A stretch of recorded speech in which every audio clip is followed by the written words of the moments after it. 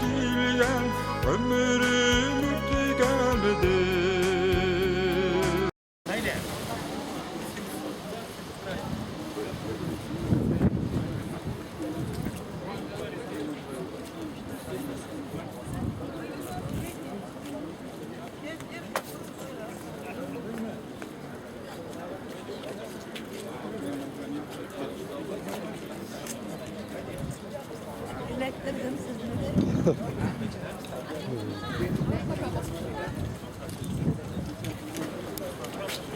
Раз.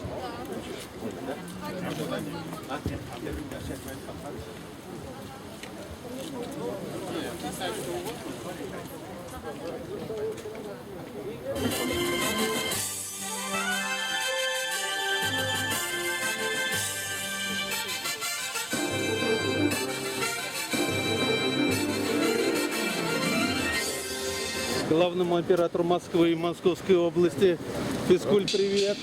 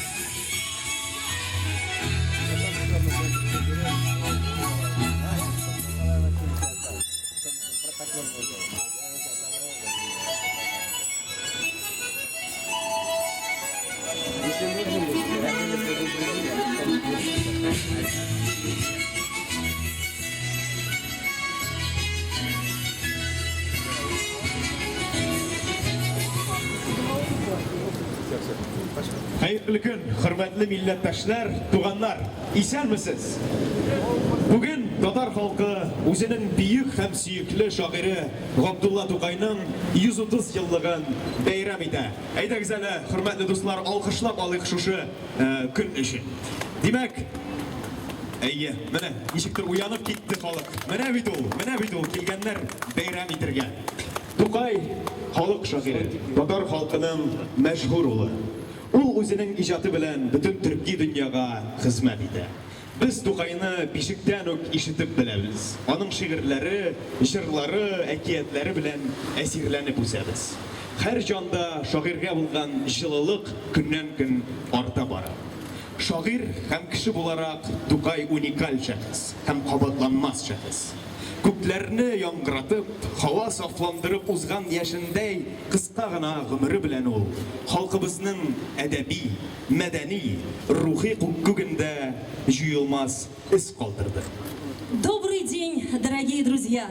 Здравствуйте, москвичи и гости нашей любимой столицы! Мы рады вас приветствовать сегодня на празднике поэзии, посвященном 130-летию со дня рождения великого татарского поэта Габдуллы Тукая. Тукай вошел в историю татарской литературы как великий народный поэт, заложивший основу национальной поэзии и создавший ее классический стиль. Бар уем ишен көндезен сезнең хакта, милләтем. Саулығың минем саулық, ауруың минем ауруым. Син қаршымда бар нәрсәдә дә изге һәм хөрмәтле. Дөнья бирсәләр дә сатмам милләт, миллиятемне.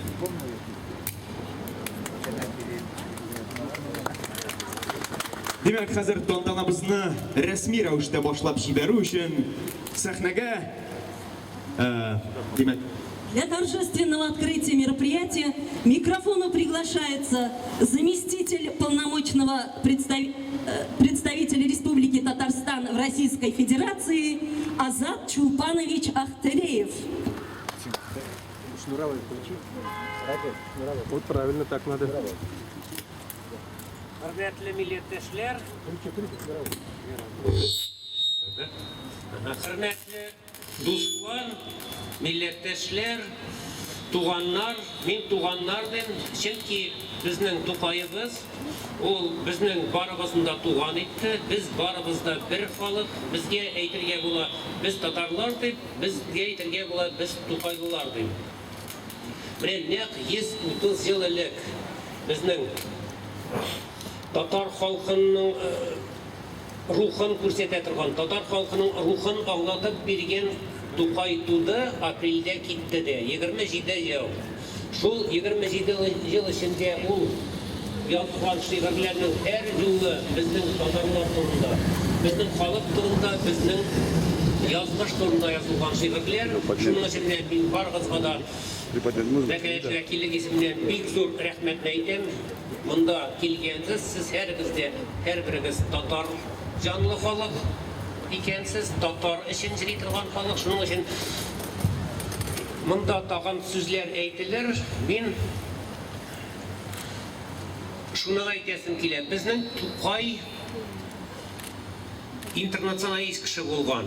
Аның шигырьләрен барыбызда укуганыбыз бар. Аның шигырьләрендә кемнең генә тәэсире булмагандыр. Анда безнең Низами да бар, анда безнең Лермонтов да бар, Пушкин да бар. Ул шул кадәр яхшы аңлаган дөньяны. Ул хәзер укыган сайын аның шигырьләре безгә яңа уйлар китерә, яңа юллар күрсәтә. Шуның өчен бу тантананы ачып җибәрергә рөхсәт итегез. Рәхмәт барыгызга да. Рахмет. Алкышлар, хөрмәтле дуслар. А сейчас на сцену приглашается исполняющий обязанности председателя региональной татарской национально-культурной автономии города Москвы Фарид Фарисович Фарисов. Фарид абый, сезне сәхнәгә чакырабыз. Алкышлап без каршы алырбыз дип ышанып. Исәнмесез, хөрмәтле иптәшләр, барыгызны да чин көненнән сәламлыйм. Аеруча безнең сөйкемле хатын-кызларыбызны, кан кардәшләрем. И туган тел, и матур тел, әткәм, әнкәмнән теле, дөньяда бик күп нәрсә белдем. Син туган ата. Эти слова Габдулла Тукаев не может не знать каждый татарин. Каждый татарин, где бы он ни проживал, считает и идентифицирует себя именно с Габдуллой Тукаевым. Его можно поставить наряду с нашими великими людьми, такими как Реза Фахриддин, Шагабуддин Марджани. Это наше все. Большое спасибо за то, что пришли на наш праздник. Большое спасибо Полпресту за то, что организовали такой хороший праздник. И от лица Акчурина Расима Сулеймановича я всех саламлю. Он, к сожалению, не смог подъехать. Это наш бизнес. Мы не должны забывать, что буквально в эти дни проходит 70-летие Акчурина Рината Сулеймановича. Два сына татарского народа, которые тоже подают своим жизненным примером всем нам жизненный путь. Большое спасибо за то, что вы есть. И хотел закончить словами, которыми заканчивают всегда наши ата-бабалары. Татар кішісі, ол бабасы татар болған кіші түгіл, ол анаклары татар болған кіші. Большое спасибо за внимание. Фарид әфәнде, рәхмәт сезгә дә бик зур. Һәм инде сүзне Татарстанның халык шагыйренә Габдулла Тукай исемендәге дәүләт премиясе лауреаты Равил Файзуллинга бирелә.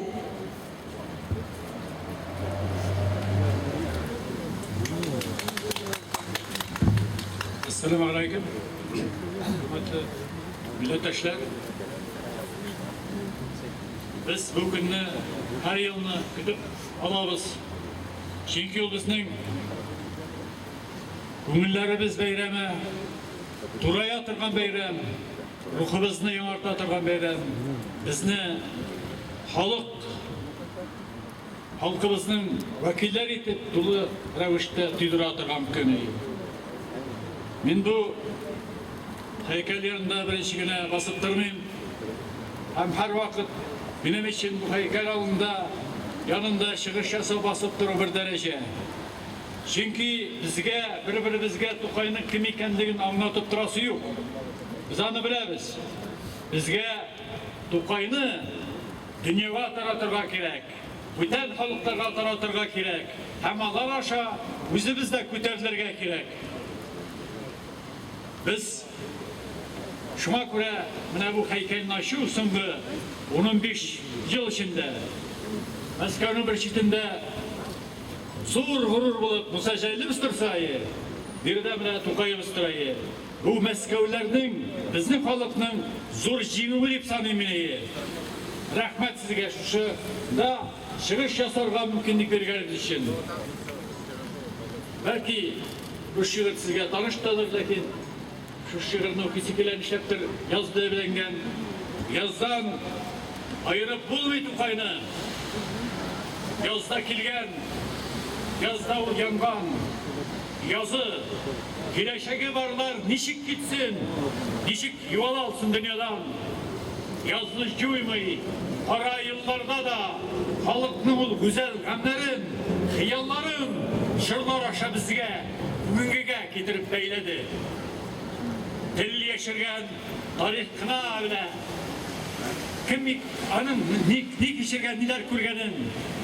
Bu tarihta baytak meşhurlarını eğer kuysan, ul yaşayan halge urunga, baytağının şovluları tügül, çıkmaz idi belki tınıda. Yaşarın hem ölümsizliğin delillerine muhtaç mı halk?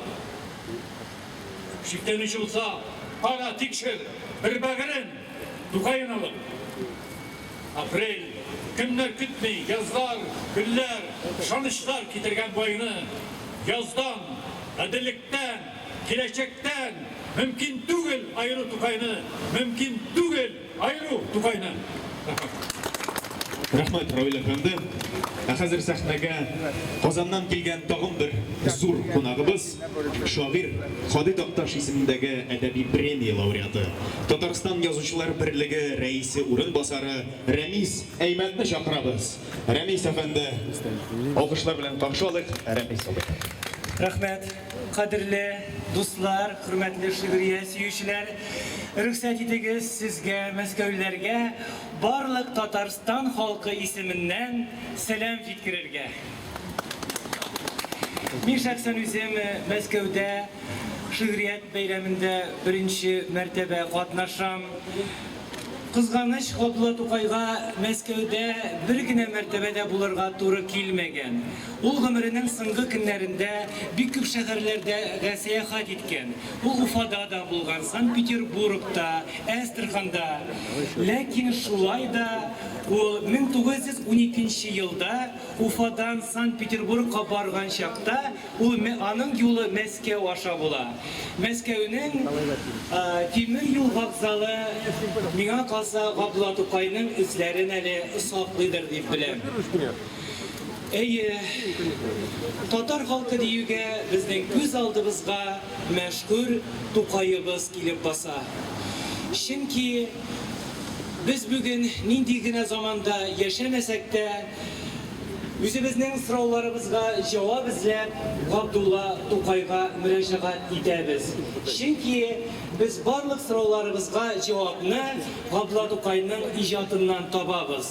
Abdullah To'qay u shin ma'nosida Tatar xalqining jonli ensiklopediyasi deb sanar edim.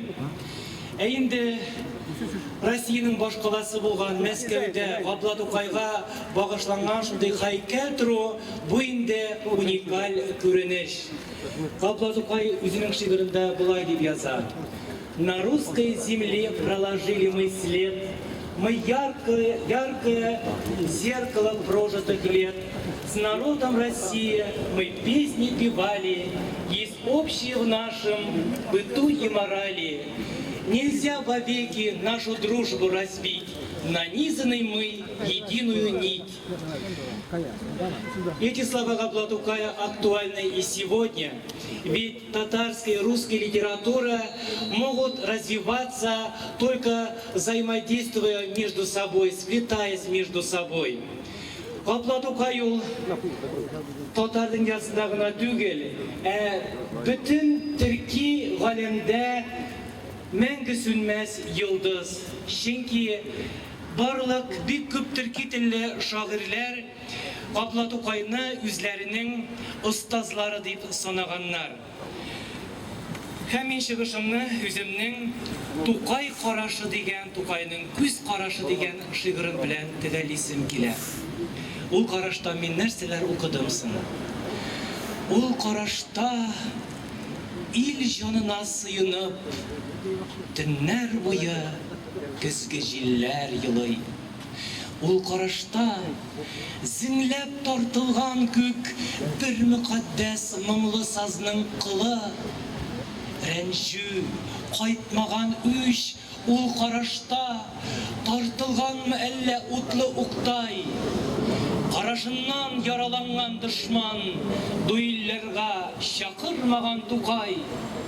Кырыс хакыйкаты заманнарның намус, виждан, тормыш чынлыгы да гомер буе яшен булып яши карашларның серле тынлыгында.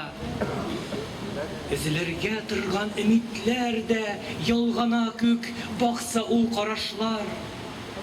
Күзләремә гүя Тукай түгел, багасыман тулган ай кояшлар. Ул карашның тирән чыңгылына көтмәгәндә китеп югаламын. Шигырь утым сүнсә ярты төндә, Тукай карашыннан ут аламын. Ул карашның офыклары буйлап сузылгандыр юлы татарымның. Дәшә сыман күзләр, газиз халкым, мең бәладән сине коткарырмын. Карурманнар үтеп чыккан халкым, нидер көтеп сыңар кыш юлыннан. Тик ул менә чыгар микән кичеп Тукай карашының ешлыгыннан. Безнең күзләребезгә һәр вакытта да Тукай төбәлгән. Тукайны бер кайчанда онытмыйк, инде Габдулла Тукайыбызны хөрмәтләгән. Гомумән, татар телен, туган телебезне саклауда үзеннән күп көч куйган барлык Мәскәү халкына үземнең чын күңелдән рәхмәтемне җиткерәм. Рамиса Ханде, вам тоже огромное спасибо. Москва, Казань, Казань, Москва. Сегодня как никогда нас объединяет любимый наш, великий наш поэт Габдулла Тукай. И сейчас я с удовольствием приглашаю наших очередных гостей из города Казани. Герой социалистического труда Любовь Евгеньевна Смирнова и Николай Васильевич Фролов. Фролов.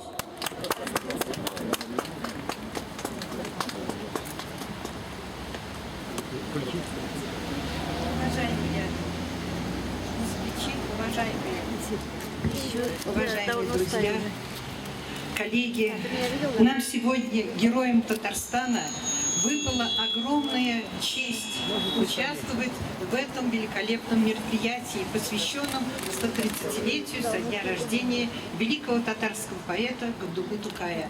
И сегодня в Казани везде проходит, на огромной татарстанской земле, проходит митинг, посвященный этому знаменательному событию. Мы, наше поколение, выросшее на сказках, на творчестве Габдуллы Тукая, чтим его. И сегодня, наверное, то, что вот передаем нашему подрастающему поколению, огромное дело.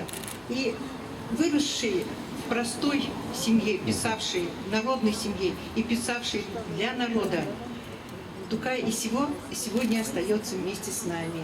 И вот в знак сегодняшнего дня мы хотим преподнести такую книгу. Татарстан наш общий дом.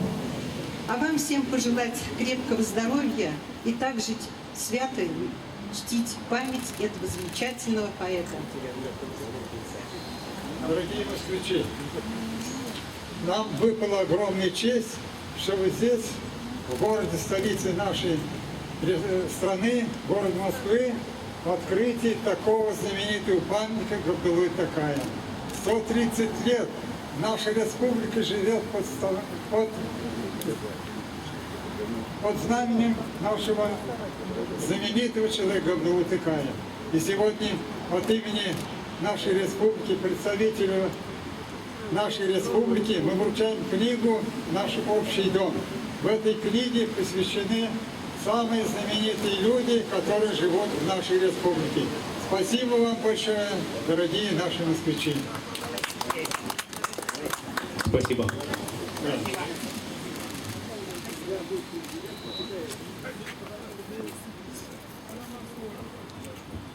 Дорогие друзья, а сейчас приглашают к микрофону поэта, публициста, члена Союза писателей России и Республики Татарстан, лауреата Золотой премии имени Михаила Ломоносова, заслуженного работника культуры Республики Татарстан Ахмета Саттаровича Саттарова. Assalamu alaikum, hürmetli milletveşler. Nafka bugün Süryel bayramı. Пушкин, орыстарға Süryel тілін шымартты, бізге Тукай, мәңгілік бізге тіл берді, әдебиет тілі, шиғрият тілі. Шуңа көрә менің қысқа ғана шиғырларым біздің тіліміз турында. Yaşavi Tукай тілі, фәни дүния көз алдымда, yaşavi татар тілім, шал тарихның даласында, тіл берген бізге білім. Шул тілімде, туған елде, меңләп жырлар yazылған, сабый шақтан жанға сіңген, күңіллерге салынған. Татар тілі дуслық тілі, күп тіллеріне яқлаған, татар тілі ханнар тілі, зур тіллерден қалмаған, татар тілі ғуннар тілі, жер шарына таралған, татар тілі сәуде тілі, сәуделешкен байған, татар тілі мұңжыр тілі, мұңлы халығым тілі, бек шәхістер тілі, батыр жәлиллер тілі. Yüz tillerge bilseler de, yaşavi ana tilim, büte deyip diseler de, dünyada tatar tilim, Kolgali Tукай tilim. Rahmet. Спасибо вам огромное, Ахмет Абай. Сос мой нежный и печальный, слишком мало ты звучала. Гасну я, и ты стареешь. Как расстаться мне с тобой? Поехали.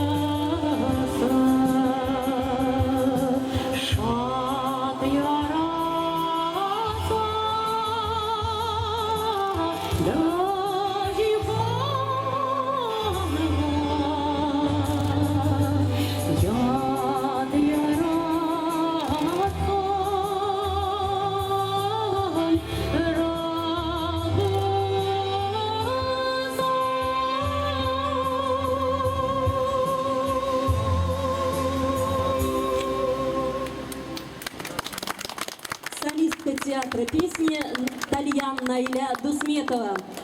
Дорогие друзья, ну а сейчас пришло время возложить цветы к памятнику нашего любимого, дорогого поэта, к памятнику Габдулле Тукаю.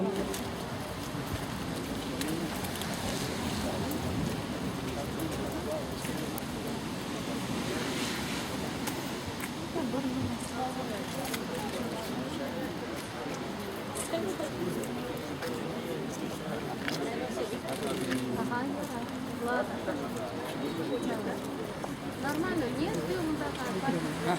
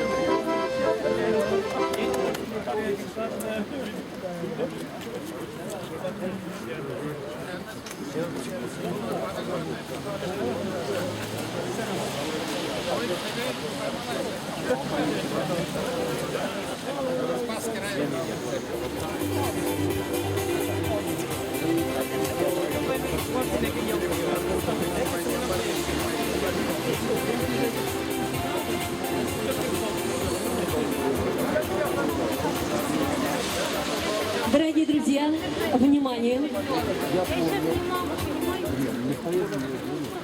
О, как хорош родной язык, отца и матери язык. Я в мире множество вещей через тебя навек постиг.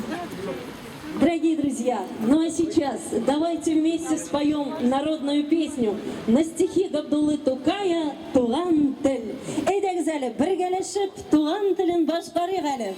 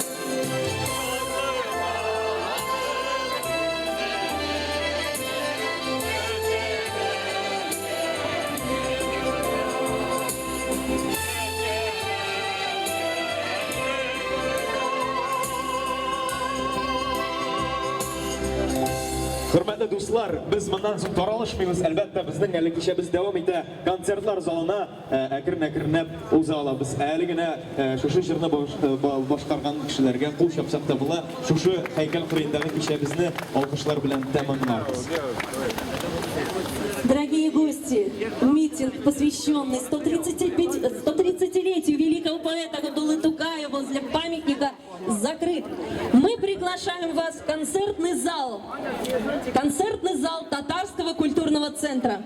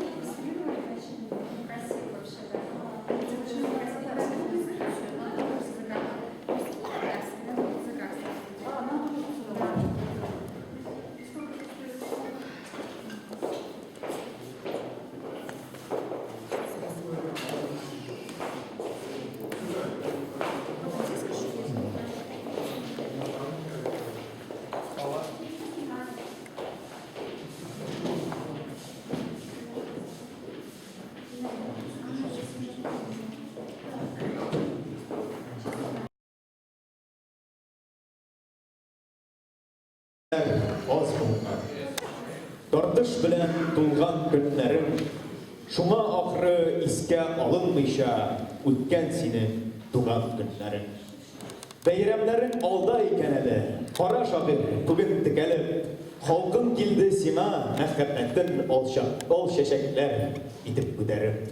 Син күрмәгән яңа буын килде, котлап бүген туган көнемне. Киләчәккә барган улларыңнан ишетәсең туган телеңне. Буын арты буын алмашыныр, гасыр арты узар гасырлар. Шигъриятең өчен рәхмәт әйтеп, язлар сиңа гөлләр ташыса. Халкың моңа синең моңың булды, халкың күңеле синең күңелең. Ил гомере халык гомере кебек, озын булсын шагыйрь гомере.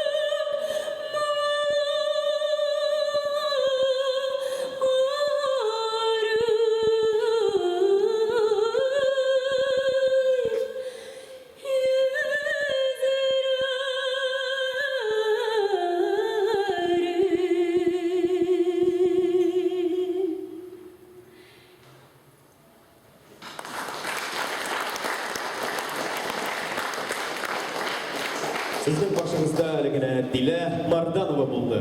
Әхәзір құрметлі қонақтар, қаршы алыңыз. Сәхнәдә бию ансамблі Илдан.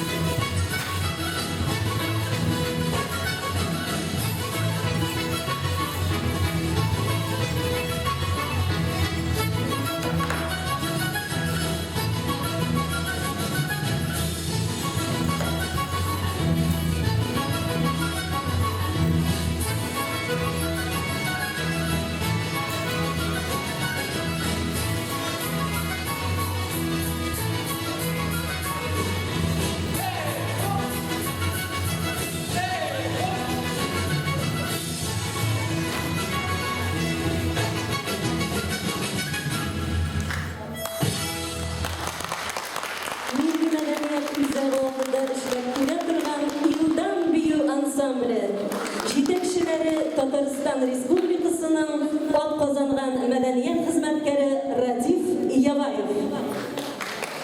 Тағы бір тапқыр алқышлап Илдан түркімен ұзатып қалайық. Ассаламу алейкум, hürmetli millettaşlar, qadrli do'stlar. Бүгін бүтін дүнияда таралып яшәүче татар халқы өзінің сүйікті һәм биік шағиры Ғабдулла Тукайның тууына 130 жылдығын бәйрәм итә. Бұл біздің үшін барыбызға да зур вакыйга. Добрый день, дорогие друзья! Тукай вошел в историю татарской литературы как великий народный поэт, заложивший основу национальной поэзии и создавший ее классический стиль. Демәк, дуслар, хәзер бүгенге концертыбызның рәсми өлешен башлап җибәрер өчен сәхнәгә Татарстан Республикасының Россия Федерациясендә тулы вәкаләтле вәкил урынбасары Азат Чулпан-улы Ахтариевны чакырабыз. Һәм инде Татар милли мәдәният үзәгенең җитәкчесе Әнвәр Умарович Хусаиновны да сәхнәгә чакырып алабыз. Әйдәгез әле алкышлап Әнвәр Умаровичны каршы алыйк. Хөрмәтле дуслар, туганнар, тагын бер мәртәбә барыгызда бүгенге зур бәйрәм белән котлыйм. Бу чынлап та бәйрәм. Чөнки безнең Австралиядән башлап Канадага кадәр, Финляндиядә, Италиядә, бөтен җирдә бүген татар халкы бәйрәм итә. Дорогие друзья, 130 лет нашему Тукаю. Мы говорим всегда, вот вы, наверное, заметили, кто бы ни говорил, говорит наш Тукай. Потому что Тукай, он общий для всех. Вот Тукай за 27 лет всего он прожил, написал более 10 тысяч строк стихов. И вот нельзя сказать, что вот эти стихи слабые, эти стихи попали как-то случайно. Вы представляете, где он был-то? Он был в Казани, был в Уральске, за Казани, и там практически больше нигде не был, но он духом, он своим умом охватывал весь мир и охватывал вот такие величайшие проблемы современности. Вот есть один профессор в Уральске, Абузяров, может, слышали, он написал даже книгу «Тукай и евразийство». Те проблемы, которые сейчас поднимаются, Тукай уже понимал в то самое время. Вот поэтому мы говорим «Тукай велик».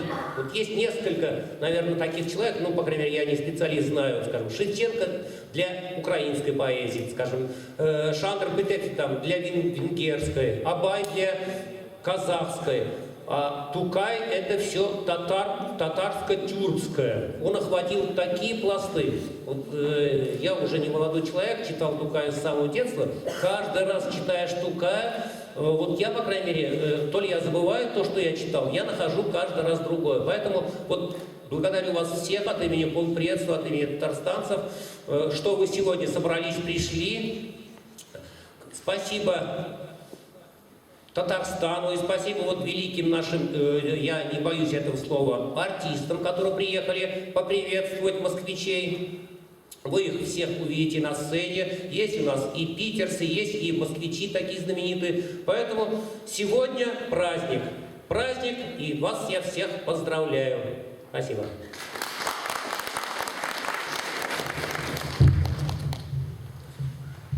Дорогие друзья, разрешите от имени региональной общественной организации Татарской национально-культурной автономии города Москвы, от имени татарской общественности столицы приветствовать вас в этом историческом здании Татарского культурного центра и поздравить с всенародным татарским праздником, днем рождения великого татарского поэта Габдуллы Тукая. Мы горды тем, что в Москве есть памятник нашему великому соотечественнику. Это заслуга наша с вами, это заслуга татарской общественности столицы, которая вышла с инициативой в правительство города Москвы. Эта инициатива была поддержана и с всенародной поддержкой, с поддержкой Республики Татарстан, с поддержкой полномочного представительства Республики Татарстан. Этот памятник стал реальностью. А реальность наличия этого памятника дала нам возможность ежегодно проводить тукаевские праздники. И это стало доброй традицией, и мы уверены, что она продолжится надолго. Разрешите от вашего имени приветствовать представительную делегацию Республики Татарстан. Это наши знаменитые поэты, это наши знаменитые артисты. Они приехали сюда, чтобы разделить с нами радость этого праздника, чтобы поделиться своим творчеством, своим искусством. И в этой связи я желаю всем вам, всем нам приятных впечатлений от сегодняшнего концерта. Спасибо. Спасибо большое. Зор рахмат, шулайтыр біздің рәсми өлішіміз башланып кетті. Чтобы продолжить нашу концертную программу, я бы хотел пригласить на сцену ученика средней школы номер 1186 с этнокультурным татарским компонентом образования имени Мусы Джалиля Диньяра Алюкова. Алюкова, Диньяр, Сима Сюз. Диньяр Алюков, бәйрәм бүген деген шигырьне сезнең алдыгызда укыр. Алкышлар.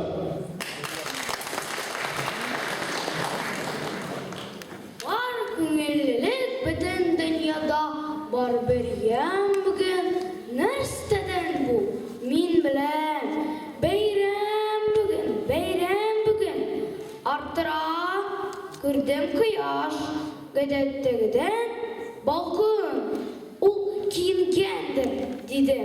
Бәйрәм бүген. Тыңладым, әкрен генә. Искәндә бәйрәм көн җинен. Ансы да сөйли тагын. Бәйрәм бүген. Яр башыннан тыңладым мин бер суның дулкыннарын. Сөйләшәләр үзара. Бәйрәм бүген.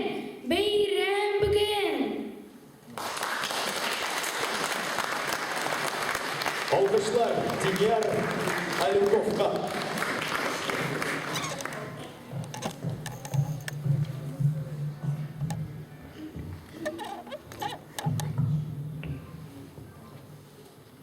Дорогие друзья, мы продолжаем наш концерт. Ну а сейчас с великим удовольствием на сцену приглашаю солиста Мариинского театра, заслуженного артиста Республики Татарстан Тимура Абдикеева. Тимур Абдикеев.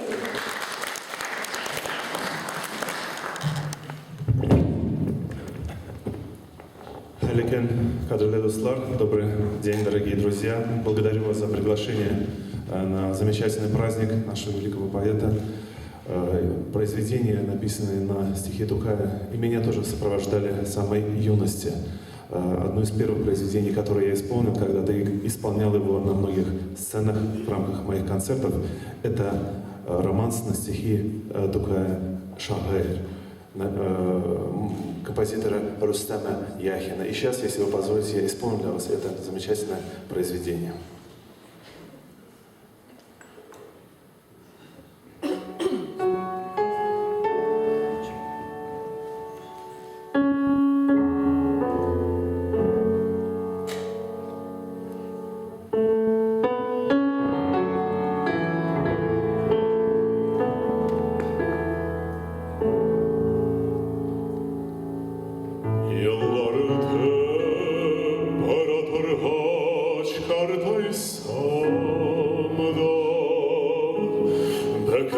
Şarkını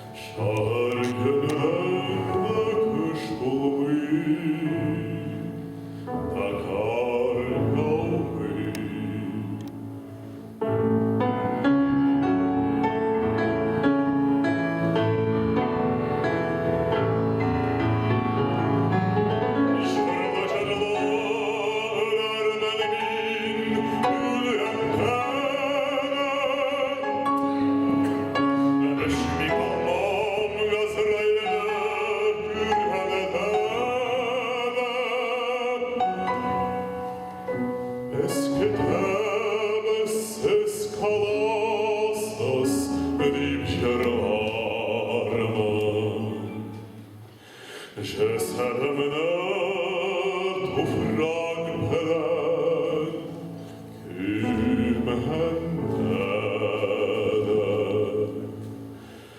Cesedimine tufrak pelen kümhendede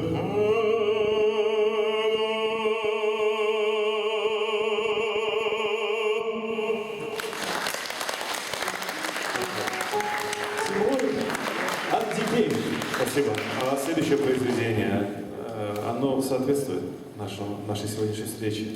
Это романс «Кюек Козлар». Вы так все любите его, всегда просите исполнять, с удовольствием для вас исполню.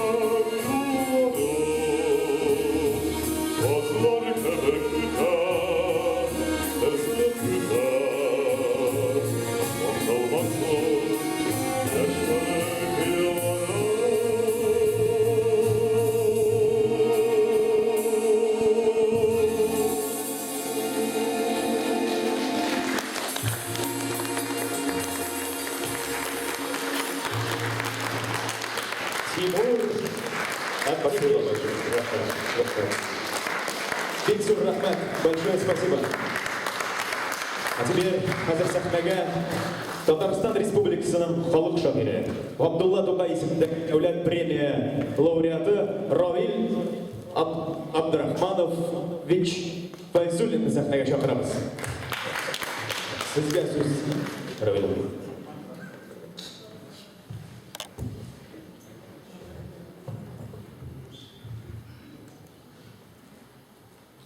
Қайырлы күн.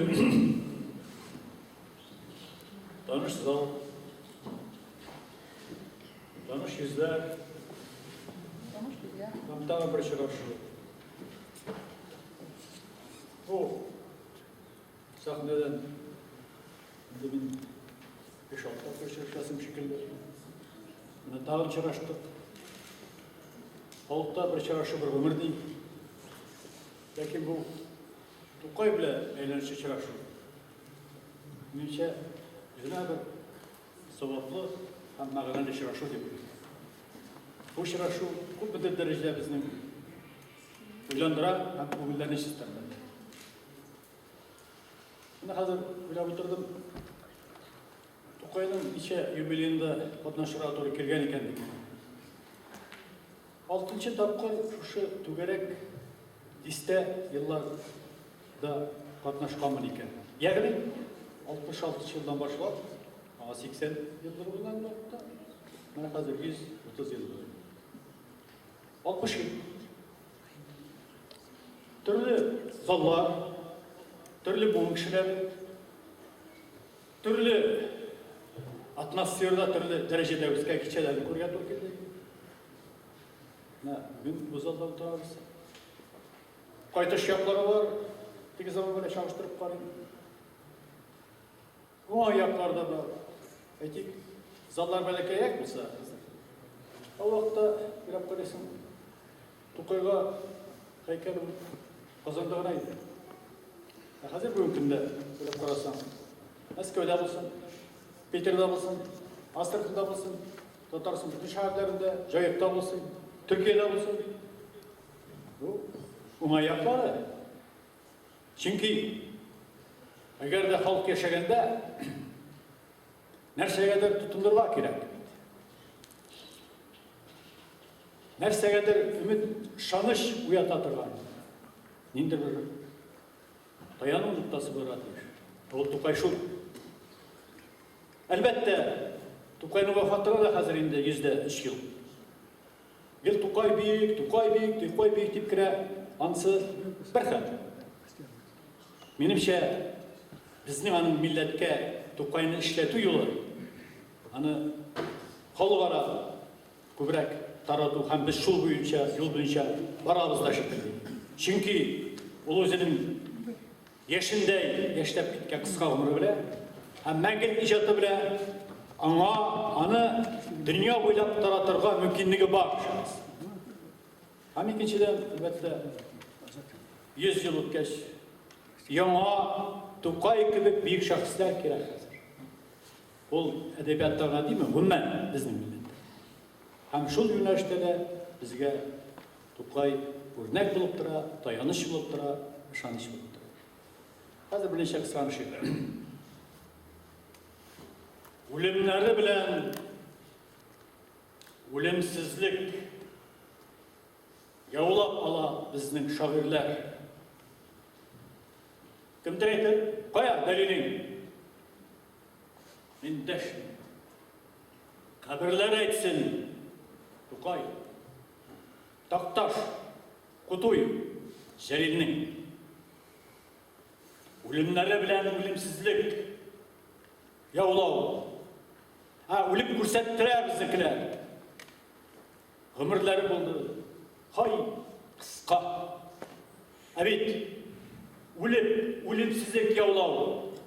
Бердән-бер ел түгел тормышта. Бердән-бер ел түгел тормышта. Мин киләчәк буын иҗатчыларына озын гомер һәм мул иҗат телим. Шулай булсын. Һәм тагын бер кыска гына шул. Тәкъдир шундый. Бик аздан да улы шатлык табаларга сөйнергә кирәк безгә. Олимп уты ягар чакта сүнеп барган мычаңга тын үрергә кирәк безгә. Бер эш өчен bir yansa, ündürlerge, yanırga gerek bizge. Durmuş digen, halgara, saban tuyda, батыр болып, қол алырға керек бізге.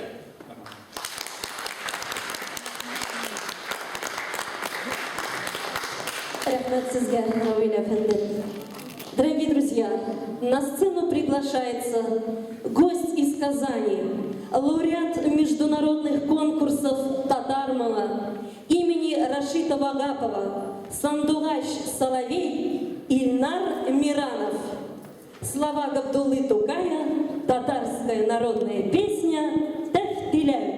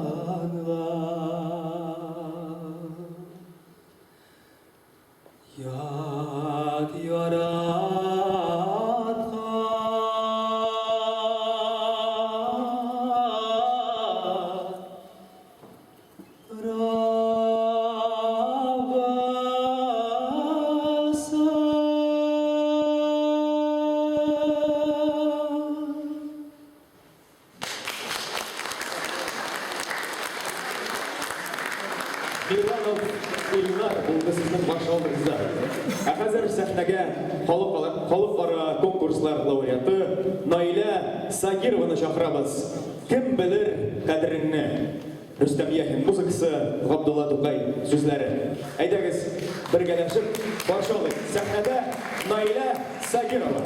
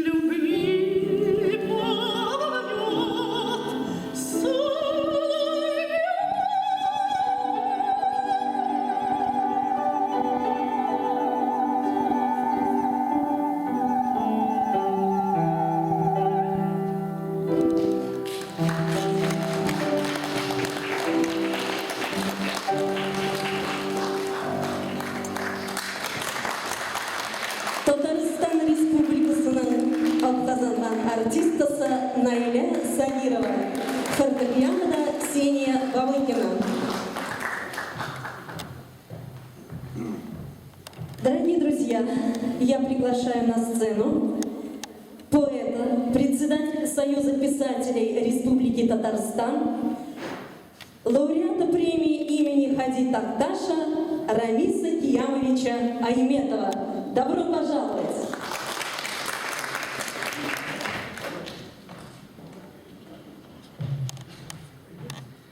Исәнмесез, хәерле көн, хөрмәтле казанлылар, хөрмәтле шигърият сөючеләр, Тукай иҗатына битараф булмаган мөхтәрәм кан кардәшләребез. Мин бүген бик шатмын әлеге бәйрәмдә катнашуыма, чөнки мин Тукайга багышланган мондый чараларда беренче мәртәбә катнашам. Әйе, менә без һәр елны Габдулла Тукайның туган көнен билгеләп үтәбез. Ул бөтен дөньяда билгеләп үтелә. Америкада да, Төркиядә дә, Австралиядә дә.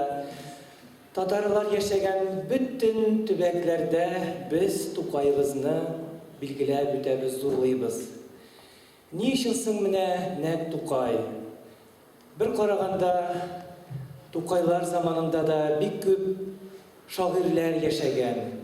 Менә нишләптер татар халкының күңеленә үтеп, аның Тукайы калган.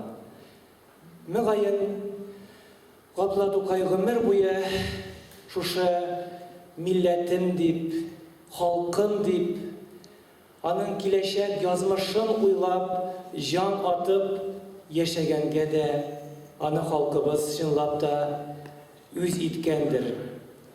Инде Габдулла Тукайның вафатыннан соң ук танылган әдәбият галиме Җамал Вәлиди язып чыга. Татар халкы Габдулла Тукайны үзе табып, аралап алды. Ул мәңгегә халкыбызның беренче халык шагыйры булып калачак дип язган иде. Әлбәттә инде мин 7 елга якын Казандагы Габдулла Тукайның әдәби музей директоры булып эшләдем. Габдулла Тукайның иҗатын пропагандалауда, халыкка җиткерүдә шактый эшләр башкарырга туры килде. Һәм музейда сакланган, аның кулы калган, аның шәхси әйберләренә мин дә кагылдым. Аның рухы белән мин дә рухландым. Габдулла Тукай иң элек үзенең фаҗигале язмышы белән уникаль шәхес. Заманында Татарстанның халык шагыйре Сибгат Хаким дә язган иде. Бөтен дөнья әдәбияты тарихында Габдулла Тукай кебек трагик, фаҗигале язмышлы бер генә дә шагыйрь бүтән юктыр дип. Бу чынлап та шулай. Габдулла Тукай ул татар халкы арасында гына түгел, бөтен төрки дөньясы галәмендә дә танылган шәхес. Заманында Низами Ганҗавидән сораганнар: Ерак Бухарада син Александр Сергеевич Пушкинның исемен ишеткәнең булдымы дигәннәр. Ганҗави җавап биргән: ишеткәнем дә, укыганым да булды. Тукай тәрҗемәләре аша ишеттем, Тукай аша аны мин белдем дип. Менә күрәсең, безнең бик күп төрки шагыйрьләребез рус шигъриятен Тукай аша белгәннәр, Тукай аша таныганнар. Әлбәттә, Габдулла Тукай үзенең биеклеген, үзенең зурлыгын, олылыгын үзе исән чакта ул үзе белеп, тоеп, киләчәктә үзенең шулай халык күңеленә кереп калачагын аңлап белеп яшәгән. Шулай булмаса, ул былай дип язмас иде. Вактыны йөртер кешеләр, ул заман миннән күреп, файдалансын шунда һәркем сәгатен миннән борып. Ягъни, киләчәктә сез үзегезнең сәгатегезнең телләрен минем сәгатемнең телләре белән дәресләрсез, турыларсыз. Ягъни, киләчәктә сез үзегезнең фикерләрегезне минем фикерләрем белән дәресләрсез дип әйтүе булгандыр аның. Чынлап та, Габдулла Тукай без менә нинди генә чорда, нинди генә заманда, нинди генә сәяси катаклизмнар чорында яшәсәк тә, һәр вакытта да Тукайга мөрәҗәгать итәбез. Тукайдан мисаллар китерәбез. Менә без үзебезне борчыган һәрбер сорауга да Тукайдан җавап таба алабыз. Чөнки Тукай безнең халкыбызның ул җанлы энциклопедиясе дип әйтер идем. Габдулла Тукай 1913 елның февралендә Клячкин хастаханәсенә керә. Бу аның инде соңгы көннәр, якынлашкан көннәр була. Һәм ул үзенең гомере турында, узган гомере турында уйланып, булай ди: ул үзенең гомерен ярты тешкә охшап узган бер гомер ди. Һәм яза. Үзенең үләренә берничә көн генә кала, уянгач беренче эшем дигән мәкаләсен яза. Әлеге мәкаләсендә мондай юллар бар. 1913 ел. Мин уяндым. Мәңгегә йокламаска дип уяндым дип яза Габдулла Тукай. Бу аның инде киләчәктә халык күңеленә мәңгегә кирип калуына бер ишарә дип үзем шәхсән кабул итәм. Һәм сезнең игътибарыгызга үземнең Габдулла Тукайга багышлап язылган берничә шигыремне тәкъдим итәргә уйлыйм. Мин аларның бүген берсен һәйкәл янында татарча укыдым. Һәм менә шуның русчага тәрҗемәсен укыйсым килә. Ул Тукай карашы дип атала. Аны әлемдә яңа гына Мәскәүдә яшәүче танылган рус шагыйре, тәрҗемәче Николай Переяслав тәрҗемә итте. Взгляд Тукая. О, что за взгляд! Припав к душе отчизны, всю ночь рыдает осень на ветру. О, что за взгляд! Словно струна капризно ведет свою печальную игру. Горит обида в неотомщенном взгляде, куда направлен он, как пуля в цель. Дрожат враги в мучительной досаде, хотя Тукай не звал их на дуэль. Сурова нынче истина эпохи, а совесть, честь и правда наших дней живут, как в небе молнии сполохи под острым взглядом блещущих огней. Вот-вот в душе надежда оборвется, но говоря, ее не отпускай, взирают в сердце мне луна и солнце, а будто вовсе даже не Тукай. Бездонный взгляд, шагнув без опасения, нырну, как в воду, в золотую тьму. Если погаснет пламя вдохновения, в Тукае взгляде жар огня возьму. Татарам жить сегодня не мешают, для них распахнут нынче целый свет. Глаза Тукая всех нас утешают. Я сберегу вас от вселенских бед. Народ пройдет наш через все несгоды и взмоет ввысь, как птица на крыле. Лишь не точил бы нас в пути сквозь годы мотив печали непроглядной мгле.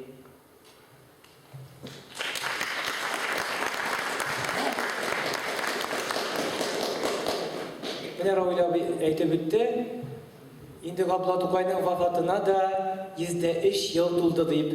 Нәкъ менә Казанда Габдулла Тукайның 100 еллык юбилеен, вафатының 100 еллыгын билгеләп үткәндә язган бер шигырем. Ишетелә Тукай ютәле. Эшем тышым злоба белән тулды. Бөтен көтепханәләрне, матбугаларны ve gazetelerini yapıp bitirseler, bu günden yana giyimlerini jırtıp taşlap, yalan ayak kar üstünden çıkıp yigreşekmin. Göz aldım, karanlıklandı. Gabdullah Tукайның Сәгыйд Рәмиевка язган хатыннан 1911 ел 4 март Казан. Tutsa Мәскәүләр якан дигән Габдулла Тукайның мәгълүм шигъри юллары да әлеге шигырьнең эпиграфы. Күпме сулар акты, җилләр исте, син киткәннән бирле җиһанда. Нинди генә шомлы гарасатлар кагылмады килеп бу җанга. Син киткәннән бирле бу татарым ничә тапкыр йоклап уянды. Офыгында сихри мираж күреп, бер сабыдай шашып куанды, һәм офыклар көлеп шигенгәндә Тұттам дейіп күпме абынды. Яқты қиялларын еңнәріне искі шикмән етіп ябынды. Көкләрінде айы сөніп халқым кіріп барған шақташым түнге. Қар үстіннен ялан аяқ келеш егермәді шығып бір кімді. Егермәді, тук йылмайып бар да, үз юрганын тартты үзіне. Аларға ни, Тукай түгіл хатта, ақ түшсә дә, дүния күзіне. Әсин болсаң, егірәшәк едің, ішке йытып рәнші үпкәңні, күкрәк шитлігіңе қыса-қыса, сүрәгәгә қап қалған үпкәңні. Үрелдә бер ғасыр аръягыннан күзәт әле безнең хаятны. Аңлый алсаң, син аңларсың бары күтәрәмгә калган халәтне. Ғасыр буе әнә кисеп баштай, тәгәри дә татар, тәгәри. Яши шулай, кылган гамәлләре бары Кулдан килгән кадәри. Иштәсеңме, Tağın ıran sala, nişleteler tuğan tilingni, gaziz tilin ressey tümerinde, tilim, küpme tilindi. Tadarma yasıyın çıkmakçılar, gazizsitten, tilden ayırıp, bu meskevler yakadan gınamı, boğazlardan aldı kayırıp. Ene tağın şımlı jiller ise, yıllar tügel, bähir üteli, siskendirip uyatta küp bizni, uyatta küp Tukay yüteli.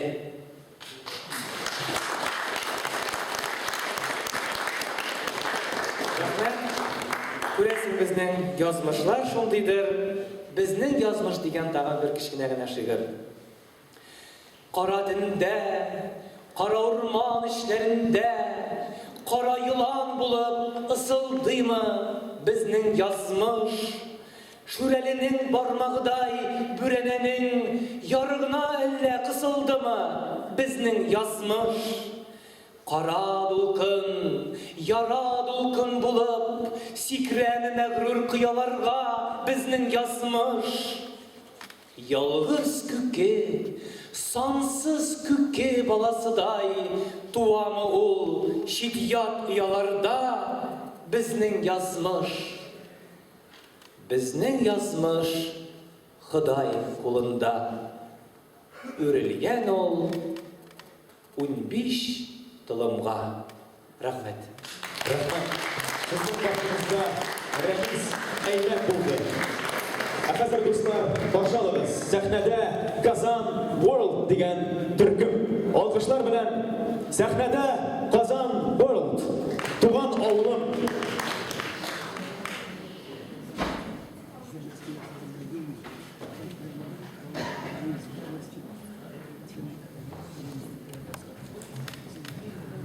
Дорогие друзья, хурмәтле дуслар, сәхнәдә Казан World төркеме.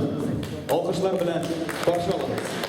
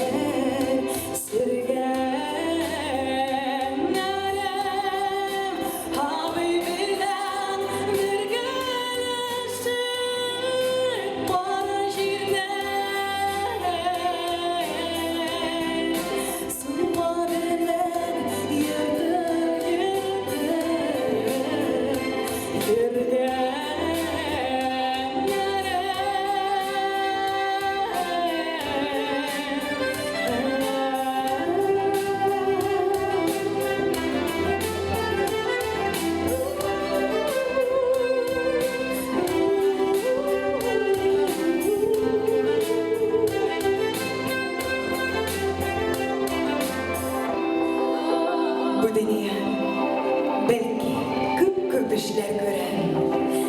Bilgisizdir koya taşlar bu tegdere. Koya barsam, kayda tarsam, nişlesem de, hederimde menge kalır.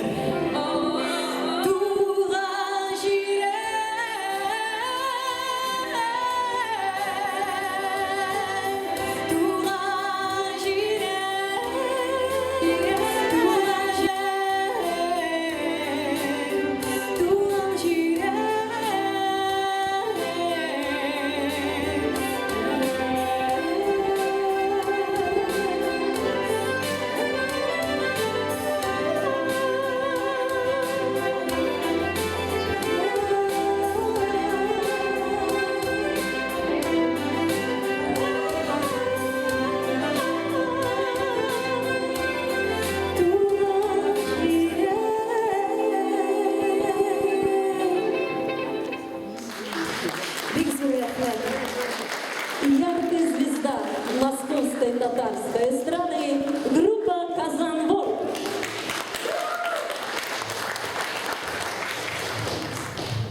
Дорогие друзья, встречайте, аплодируйте на праздничной сцене народная артистка Российской Федерации и Республики Татарстан, лауреат Государственной премии Республики Татарстан имени Габдуллы Тукая Алсу Гайнуллина.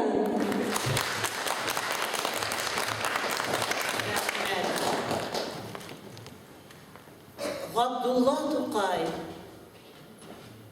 бәйрәм һәм сабыйлык вакыты. Сабый чагын сагынмакта һәр шагыйрьдә. Ачы, тәмле хыялдыр бу һәр шагыйрьгә. Бәйрәм җитсә, минем дә исемә төшә. Уйнамакчы булам сыбьян берлән бергә. Төшә искә гәрәфә кич яткан чагым. Кайчан таң дип уламаган таңым. Тәти читек, тәти күлпә, ыштаннарым баш астыма иеп куеп яткан чагым. Таң алдыннан ялгыш йоклап киткән чагым. Төшемдә дә нурлы бәйрәм көткән чагым. Әнкәемнең тавышлары колагымда гаять җитте. Тыр аппагым, тыр аппагым. Таң аткачтын урам буе чапкан чагым. Мәхсүмәнә ләззәт, хозур тапкан чагым. Корбан ите тирле тәмле аш өстенә гаять укып, көлә-көлә кайткан чагым. Уйласам ул көнне килә күз яшь. Моңсула бу хәл, хозурласын бу хәл, бу яшь. Бәйрәм көнне күктән җиргә нурлар ага. Әйтерсеңлә чыккан бу көн ике кояш. Тәңре чигерче яшемне синнән сорыйм. Теләгемне синнән сормый кемнән сорыйм. Бәйрәм көнне генә сабый булып торыйм. Рәхәтләнеп, сикереп, көлеп, уйнап йөрим.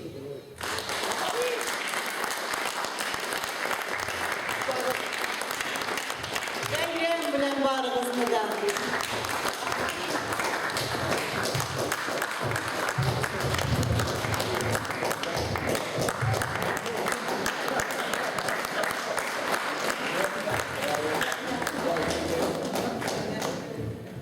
Россия Федерациясының һәм Татарстан Республикасының халык артисткасы Алсу Гайнуллина. Хөрмәтле тамашачылар, хәзер тагын да алкышлап, шундый ук көчле алкышлар белән дә исем килә каршы алыгыз. Сәхнәбез түрендә Татарстан халық артисткасы Венера Ганиева. Резида Ахиярованың Ринат Харис сүзләренә иҗат ителгән «Шагыйрь мәхәббәте» операсыннан Тукай һәм Зәйтүнә дуэты.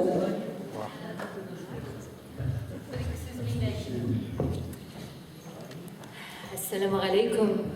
Мәскәү қаласында яшәп хезмәт итеп ятучы милләттәшләр һәм бүгенге бәйрәмгә җыелган хөрмәтле вә гыйззәтле тамашачылар, хәерле көннәр сезгә. Дөрестән дә безнең Тукайыбыз һәрбер татарның йөрәгенең түрендә үзенең урынын алган. Ул анда бик нык утыра. Безне яшәргә дә өйрәтә, яратырга өйрәтә, сакларга өйрәтә, туган телне, туган җиребезне, ата-бабаларны. Тукайыбызга килгәндә, моннан 10 ел элек опера балет театрында безнең Казанда Резида Ахиярова һәм Ринат Харис «Шагыйрь мәхәббәте» дигән операны иҗат иттеләр. Һәм безнең Тукайыбыз опера сәнгатендә дә мәңгеләштерелде. Миңа анда насыйп булды Зәйтүнә ролен уйнарга. Зәйтүнәгә 13 яшь, миңа, конечно, алай түгел инде. Барыбер рәхәтләнеп, шундай ләззәтләнеп, җылый мин һәр спектакльне үткәрәдер идем. Аеруча җылаган мизгелләр ул Зәйтүнә Астраханьга киткәндә, пароходта, ул пароходка утыра алыннан Тукай белән саубулаша. Менә шунда мин һәр вакытта минем үзеннән-үзе мөлдерәп яшьләр чыга торган иде. Менә нинди аларның фаҗигале тормышка ашмаган мәхәббәтләре һәм Тукайыбызның шулай яшь булып дөньядан китүе менә аның туган, аның яшәгән вакытыннан менә без ерагая барган саен аның әһәмияте безнең өчен ул аеруча сизелә бүген көннәрдә, аеруча тоябыз без аны.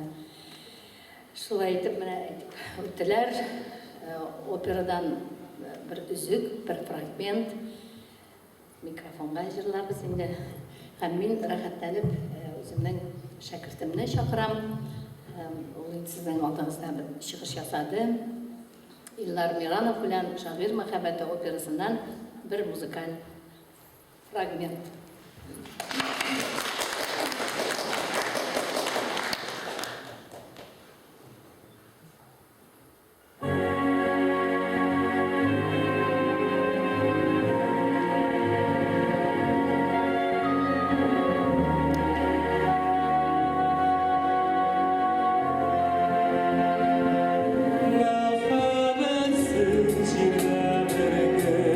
Yaşıyor olamaz.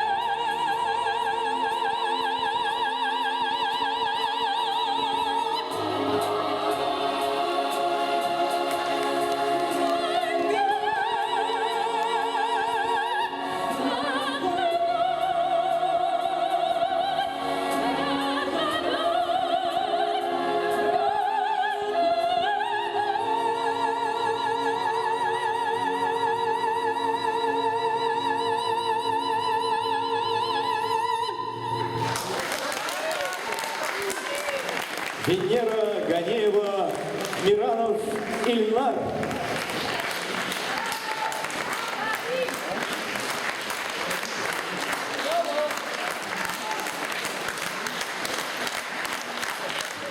Венера Ганеева, Миранов Ильнар.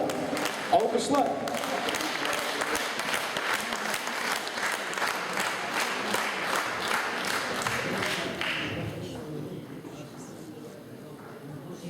Yıllar ötüp bара торгач, картайсам да, пікірім шығып бітсе, хәлдән тайсам да, көңілім минем яп-яш қалыр, һич картаймас. Жаным көчле булыр, хәлдән таймас. Жырлый-жырлый үләрмен мин үлгәндә дә, дәшми калмам Газраилне күргәндә дә. Без китәбез, сез каласыз дип җырлармын, җәсәдемне туфрак берлә күмгәндә дә.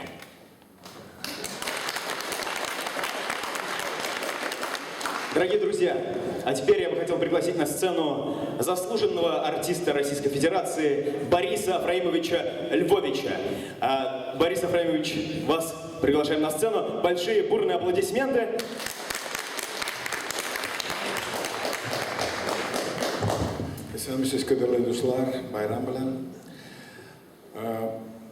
Я родился в Казани, прожил там замечательные годы своей жизни, и сегодня, встретившись с друзьями своими, блестящими татарскими актерами, чувствую себя совершенно замечательно.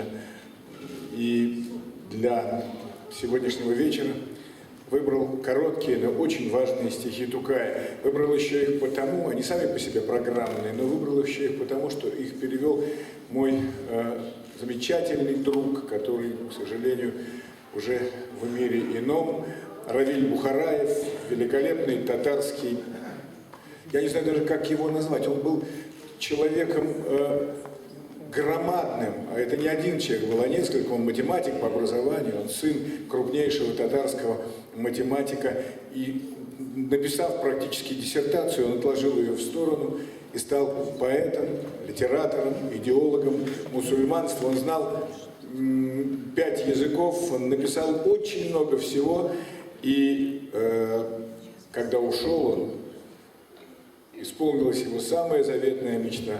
Он лежит на старом татарском кладбище, совсем недалеко от Габдуллы Тукая, которого он почитал безмерно. И эти стихи в его переводе мне бы хотелось сегодня вам прочитать. Родной язык. О, язык родной, певучий, о, родительская речь, что еще на свете знал я, что сумел я уберечь? Колыбель мою качая, тихо-тихо пела мать. Подрастая сказки бабушки, я начал понимать. О, язык мой, мы навечно неразлучные друзья. С детства стало мне понятна радость и печаль твоя. О, язык мой, как сердечно я молился в первый раз. Боже, я шептал, помилуй, мать, отца, помилуй нас. Борис Львович, заслуженный артист Российской Федерации. Спасибо огромное. Кадерле достар, хөрмәтле тамашачылар, кадерле кунакларыбыз. Шуның белән Габдулла Тукай, мәшһүр шагыйрыбызның 130 еллык туган юбилейына багышланган тантанабыз азагына якынлашып җитте. Ә хәзер инде традицион рәвештә аның алдында һәр вакыттагыча хөрмәт итеп, аның исемен дан тотып, туган теле белән ишәбезне тәмамлыйк.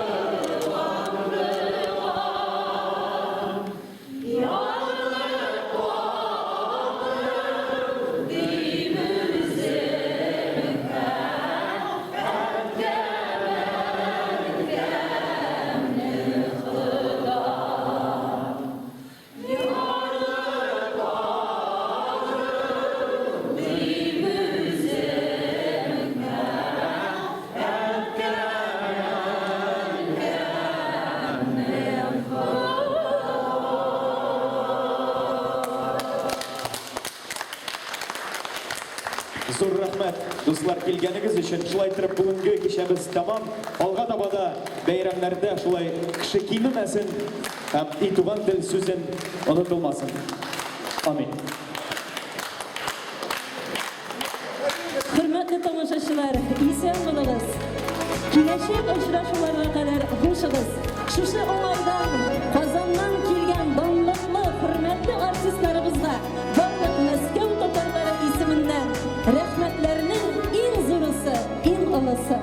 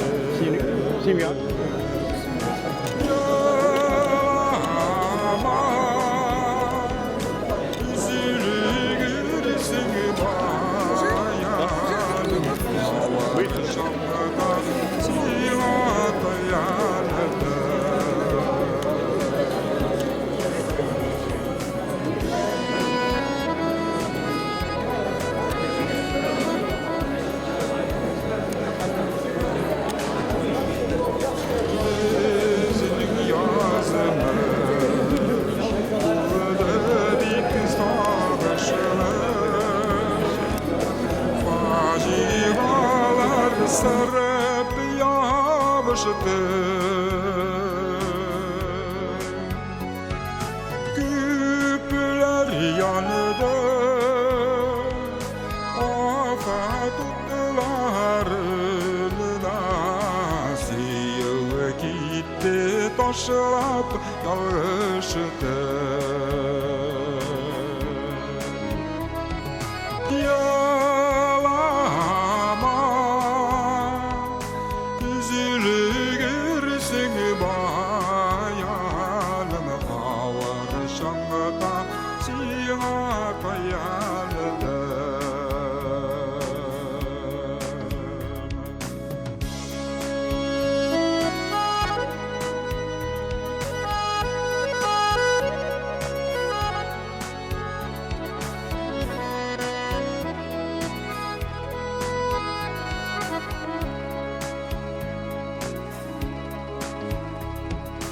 Seni kışıp iğnelerimi de yırttım Taşılamadım kalem taşılasa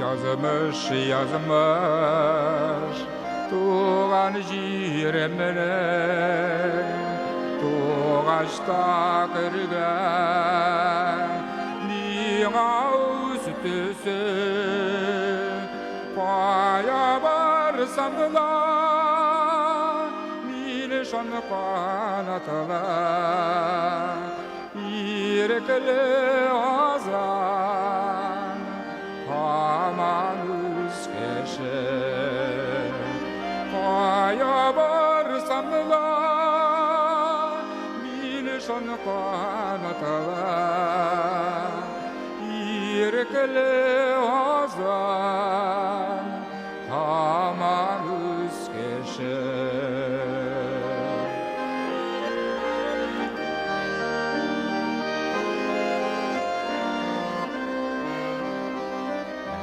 Yazmış yazmış dilemim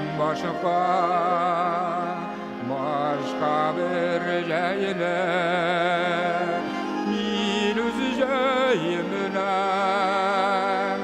ayırmam ile tuğan ilmine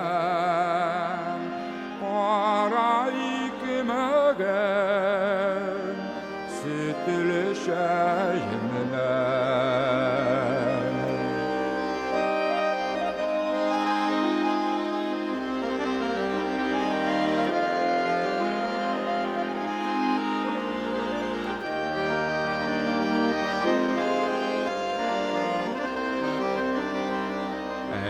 Yazmış yazmış taşlama şitke şitte sularımı payıdan mığınan payırmam ile yitürümrege mileşlerimle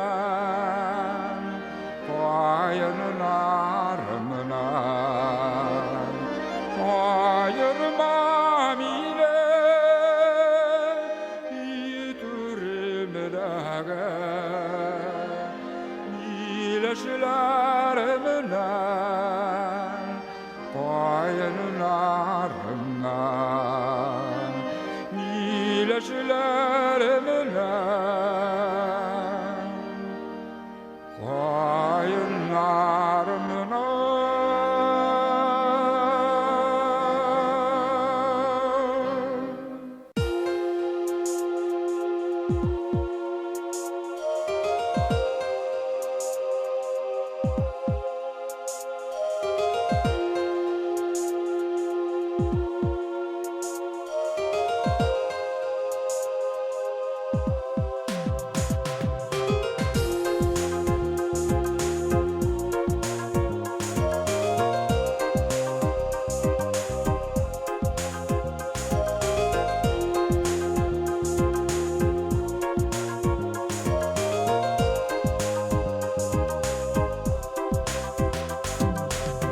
Yüreğimini kuşlarıma